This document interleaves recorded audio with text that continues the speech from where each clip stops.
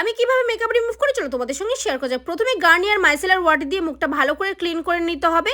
এটা কিন্তু মেকআপের জন্য মাস্ট ইম্পর্টেন্ট, এটা খুবই ভালো। তো 2 থেকে 3 মিনিট মুখটা ভালো করে আমি ক্লিন করে নিলাম। নেওয়ার পরে আমি নারকেল তেল অ্যাড করেছিলাম। নারকেল তেল কিন্তু মেকআপ রিমুভের ক্ষেত্রে খুব ভালো।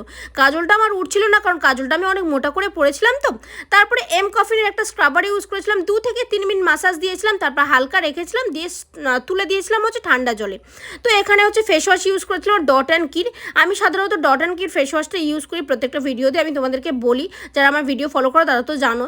তো মুখটা বেশ ফ্রেশ লাগছে। তারপরে আমি টোনার ইউজ করেছিলাম, এটাও বায়োটিকের টোনার। তারপরে ইউজ করেছিলাম হচ্ছে একটা ময়শ্চারাইজার, কারণ সেদিন একটু আবহাওয়াটা ভালো ছিল তাই ময়শ্চারাইজারটা ইউজ করেছিলাম, একটু টেন্ডার ইউজ করেছিলাম। তারপরে আমি একটা লিপ বাম দিয়েছিলাম। দেওয়ার পর কি ফ্রেশ লাগছিল, কি ভালো লাগছিল মেকআপটা রিমুভের পরে, কি বলবো। আর সব থেকে ইম্পর্টেন্ট পার্ট হচ্ছে চুলটা বিনুনি করে শোয়া। তোমাদের কেমন লাগলো সেটা কমেন্টে জানিও। আজকের মতো আসি, টাটা।